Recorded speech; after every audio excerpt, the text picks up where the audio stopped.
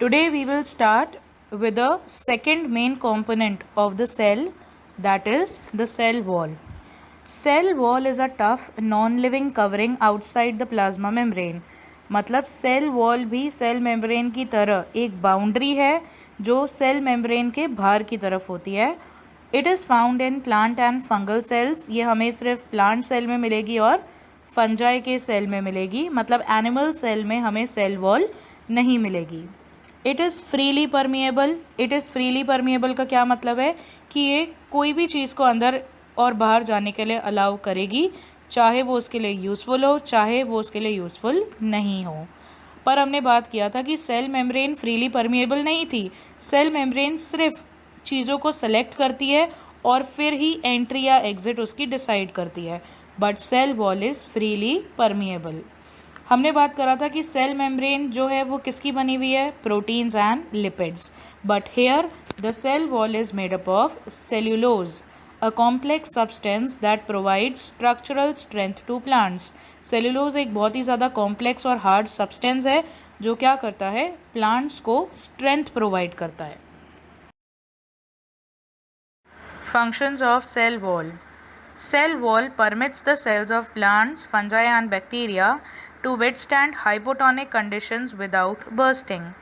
Now अगर हम इस फंक्शन को समझें तो ये फंक्शन हमें ये बोलता है कि सेल वॉल की वजह से प्लांट सेल्स, फंजाई के सेल और जो बैक्टीरिया के सेल हैं वो हाइपोटोनिक कंडीशंस में और ज़्यादा अच्छे से सर्वाइव कर सकते हैं विदाउट बर्स्टिंग. अब ये कैसे पॉसिबल है? ये इसलिए पॉसिबल है क्योंकि हमने पढ़ा था कि if we keep a cell in a hypotonic solution then that cell will swell by the process of osmosis. Now if the cell will swell it will exert a pressure against the cell wall. How it will exert pressure? अब अच्छा देखो, for example आपके पास एक cell है, ठीक है. Cell के अंदर क्या हुआ, बाहर से पानी अंदर आया तो सेल स्वेल हो गई. तो प्लाज्मा मेम्ब्रेन पर क्या होगा, अंदर से बाहर की तरफ एक प्रेशर एक्सर्ट होगा. अब प्लांट सेल्स में, बैक्टीरिया के सेल्स में प्लाज्मा मेम्ब्रेन के बाहर एक और मेम्ब्रेन है जिसका नाम है सेल वॉल. तो सेल वॉल क्या करती है, जो प्रेशर अंदर से बाहर की तरफ लग रहा है, सेल वॉल एक और प्रेशर एक्सर्ट करती है बाहर की तरफ से. मतलब उस अंदर वाले प्रेशर के ऑपोजिट डायरेक्शन में एक और प्रेशर एक्सर्ट होगा जो अंदर वाले प्रेशर को बैलेंस करेगा ताकि अंदर के कंटेंट्स क्या हो, बर्स्ट नहीं हो. So that is why cell wall helps the plant cells to tolerate greater changes in the surrounding medium than animal cells.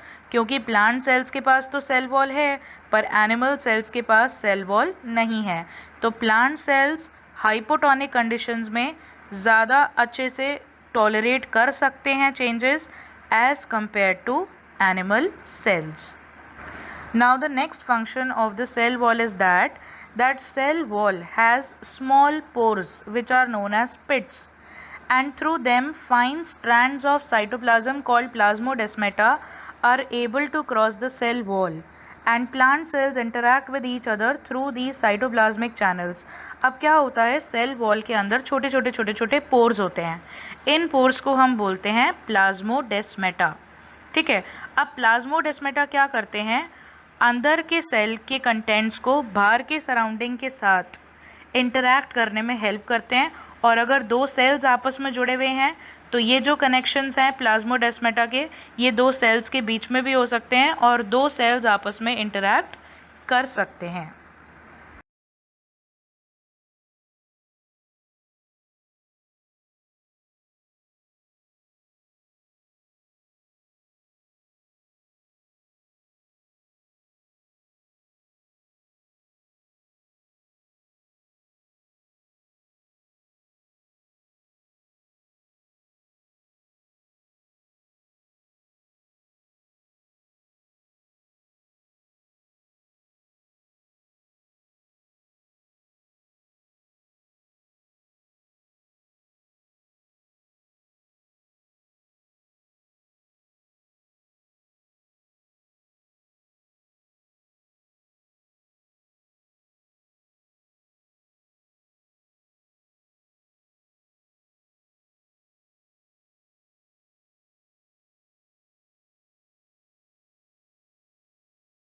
Plasmolysis plasmolysis एक बहुत ही इम्पॉर्टेंट फिनोमिनन है जिसमें एक living plant cell will lose water through osmosis.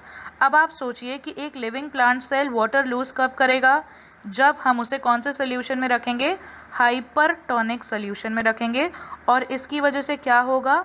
whatever are the contents of the cell, means the things which are inside the cell, that all the contents will shrink away from the cell wall. So plasmolysis is the phenomenon in which a living plant cell loses water through osmosis when kept in hypertonic solution, and it will result in the shrinkage or contraction of the protoplasm away from the cell wall.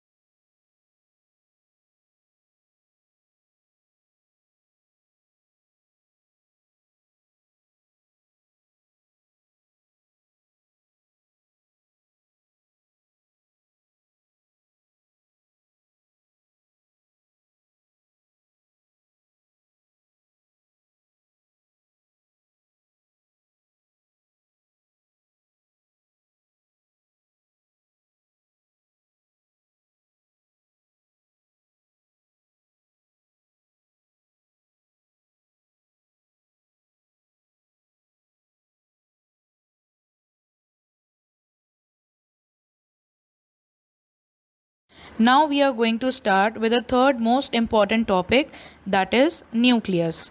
Nucleus is known as the brain of the cell or the controller of the cell because it controls all the important functions which are occurring inside the cell. Now the nucleus is composed of a double membrane covering which is known as the nuclear membrane, and the nuclear membrane consists of nuclear pores, and these pores transfer the materials from inside the nucleus to outside. Nucleus के बाहर एक double layer covering है जिसको बोलते हैं हम nuclear membrane. Nuclear membrane जगह जगह से टूटी हुई है, मतलब न्यूक्लियर मेम्ब्रेन में बहुत सारे पोर्स हैं, उनको हम बोलते हैं न्यूक्लियर पोर्स। अब न्यूक्लियर पोर्स का क्या काम है? न्यूक्लियस के अंदर जितनी भी चीज़ें बन रही हैं उनको अगर हमें साइटोप्लाज्म में भेजना है तो हम भेजेंगे किनकी मदद से? न्यूक्लियर पोर्स की मदद से ही हम अंदर की चीज़ों को बाहर ट्रांसफ़र करेंगे। अब न्यूक्लियस के अंदर एक और इम्पॉर्टेंट चीज़ है, दैट इज़ क्रोमोसोम्स। क्रोमोसोम्स अगर जब सेल डिवाइड करता है तो हमें क्रोमोसोम्स रॉड शेप दिखाई देंगे, पर अगर सेल अभी डिवाइड नहीं कर रहा है तो हमें क्रोमोसोम्स की जगह दिखाई देगा chromatin material.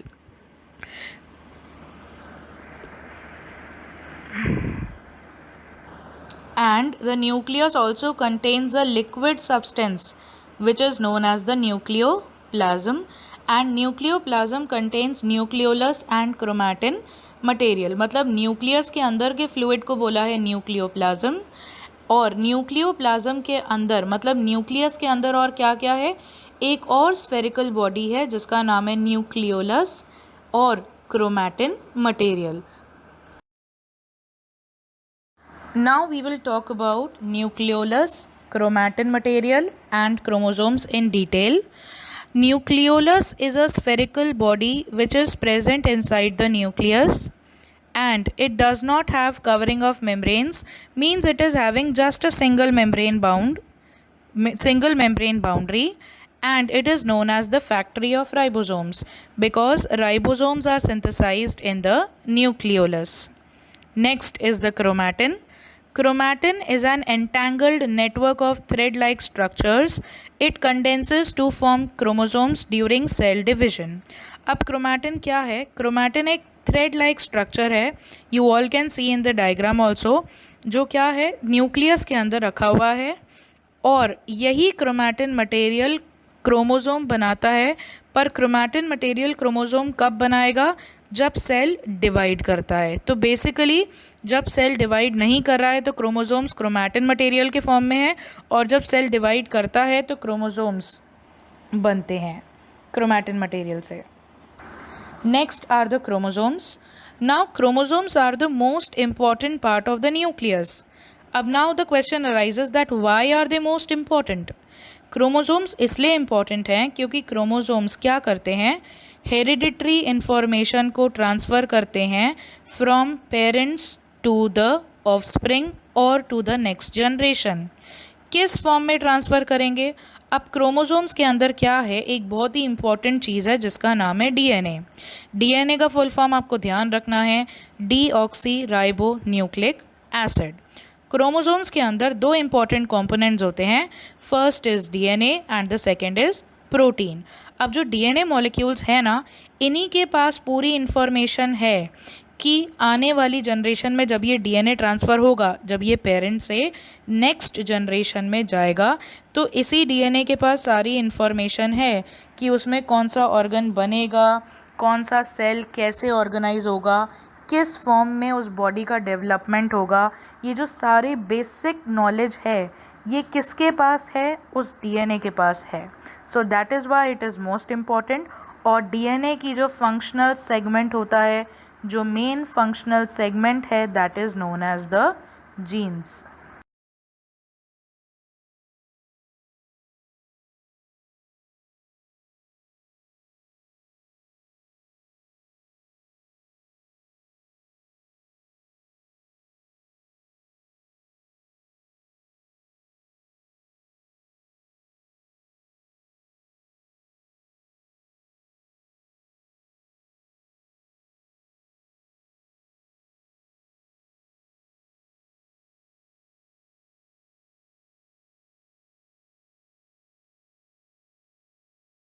Functions of nucleus.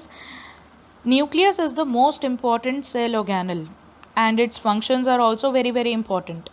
Nucleus plays an important role in cellular reproduction. In this process a cell divides to form two new cells. Means जब सेल का डिवीजन होता है, जब सेल डिवाइड करता है, तो उसमें मेन रोल किसका है? न्यूक्लियस का। न्यूक्लियस की वजह से ही सेल क्या कर सकता है? रिप्रोड्यूस कर सकता है, मतलब एक सेल दो सेल में डिवाइड कर सकता है। That is known as cellular reproduction. Second function of nucleus is it determines the cell development and maturity by directing the chemical activities of the cell. अब न्यूक्लियस का एक और इम्पॉर्टेंट काम है कि सेल का डेवलपमेंट कैसे होगा, सेल डेवलप होने के बाद, मैच्योर होने के बाद कहाँ पर जाएगा, कौन से टिश्यू में जाएगा और कौन सा फंक्शन परफॉर्म करेगा, वो भी कौन डिसाइड करता है? न्यूक्लियस। मतलब उस सेल का जो फ्यूचर है वो कौन डिसाइड करेगा? न्यूक्लियस डिसाइड करेगा। तभी तो हमने उसको ब्रेन ऑफ द सेल बोला है। Next function is it helps in the transmission of hereditary traits from parents to offsprings, ये अभी हम पढ़ के आए हैं। And last it controls all the metabolic activities of the cell.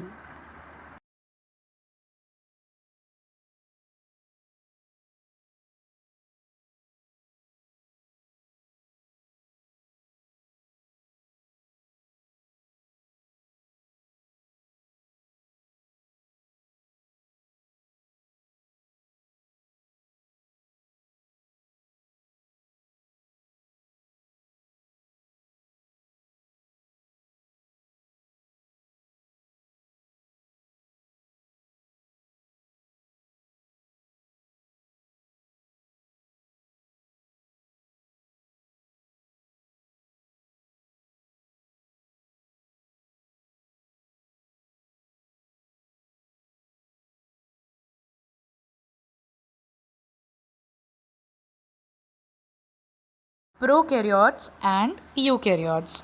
हम अगर बात करें सिंपलर ऑर्गेनिजम्स की, फॉर एग्जांपल बैक्टीरिया। अब बैक्टीरिया के पास क्या होता है ना, बैक्टीरिया का जो न्यूक्लियर रीजन है, मतलब बैक्टीरिया का जो न्यूक्लियस है वो बहुत ही ज़्यादा पुअरली डेवलप्ड होता है और उस न्यूक्लियस के पास न्यूक्लियर मेम्ब्रेन भी नहीं होती है। ठीक है, तो ऐसे ऑर्गेनिजम्स जिनके पास न्यूक्लियर रीजन वेल डेवलप्ड नहीं है, ऐसे ऑर्गेनिजम्स को हम बोलते हैं प्रोकैरियोटिक ऑर्गेनिजम्स।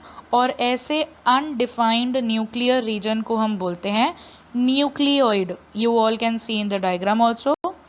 ओके, प्रोकैरियोट्स ऐसे ऑर्गेनिजम्स हैं जिनके पास मेम्ब्रेन बाउंड सेल ऑर्गेनल्स भी नहीं होते।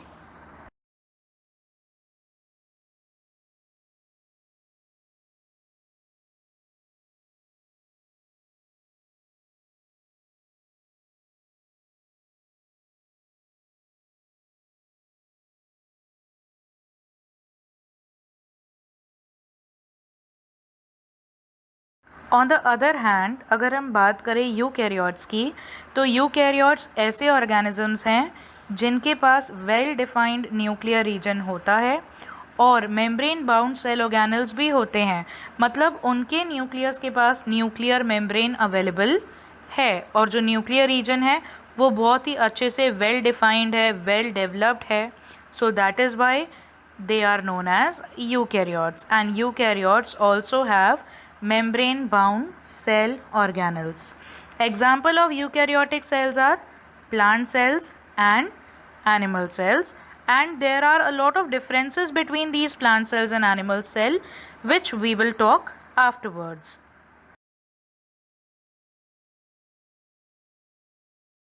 Now we will talk about the fourth important part of each and every cell, that is the cytoplasm. Cytoplasm is the fluid part of the cell in which various cell organelles are kept. These cell organelles perform some specific function for the cell.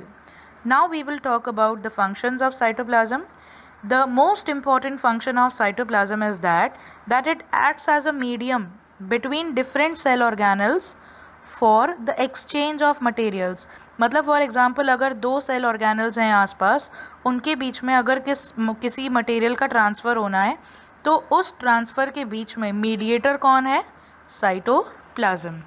And cytoplasm is also a storehouse of vital molecules such as amino acid, glucose, vitamin, etc. मतलब कुछ चीज़ें store होती हैं cytoplasm के अंदर, for example amino acid, glucose and vitamin.